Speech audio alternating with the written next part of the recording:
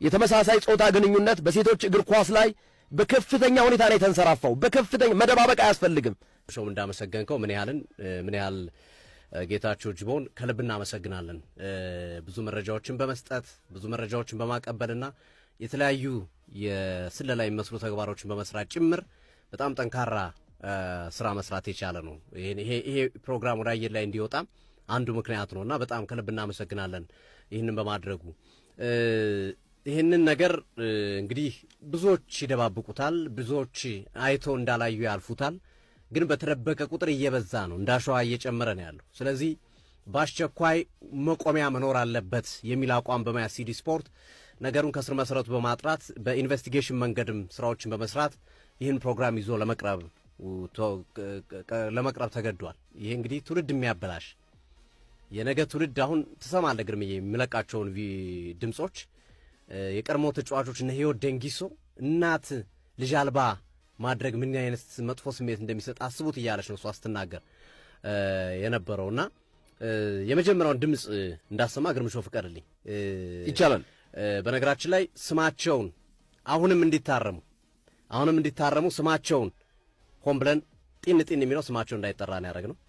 ሆን ብለን ነው ስማቸው እንዲጠራ ያደረግነው። ግን ያው እንደው ይበልጥ ህይወታቸው እንዳይበላሽ ይበልጥ ደግሞ ሌላ ጣጣ ውስጥ እንዳይገቡ በማሰብ ስማቸውን ጢን በሚለው የደበቅነው ስም ሲጠራ ነው። ልጅቷ ስም ትጠራለች።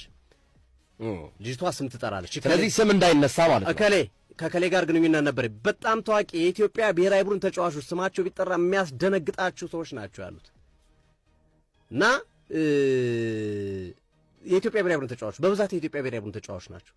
በጣም ብዙ ምናቃቸው ምናከብራቸው ሴቶች አሉበት እዚህ ውስጥ እና ይሄ በትልቁ ጥያቄ የሚያስነሳ ነው። ዙሮ እኛ ግን እስቲ ለአሁኑ በተወሰነ መንገድ ይሄን ፕሮግራም ገና ይቀጥላል። የማይቆም ከሆነ ገና የሚወጡ ቪዲዮዎች፣ ሌሎች ድምጾችም ይኖራሉ።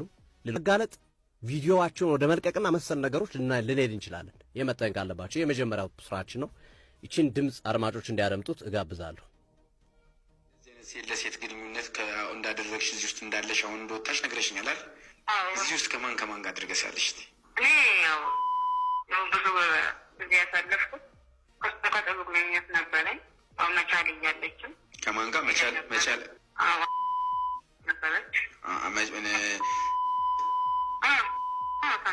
ሐዋሳ ነበረች። ሐዋሳ እያለች መቻል እያለች በቃ ሴት ለሴት ግንኙነት ትተዋወቃላችሁ ማለት ነው? አሁን አንቺ እዚህ ነገር ውስጥ አለሽበት?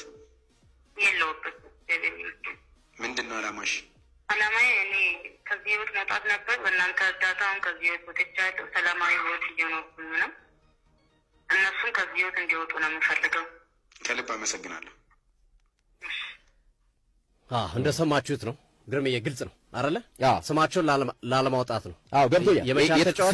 የተደበቀው ፓርት ስማቸው ነው። ስማቸውን ጢን የሚለው ስማቸው ነው። አውቀን ነው የብሔራዊ ቡድን ተጫዋቾች ናቸው ስማቸው የተጠሩት እና ለዛ ነው ይህንን ነገር ማድረግ የመረጥነውና ወደፊት ግን እናወጣዋለን። በዚህ የማይቆም ከሆነ ወደፊት በደንብ የምናወጣው ነው የሚሆነው እና እጅግ የሚያሳፍርና የሚያሳስብ ነው ይሄ ጉዳይ።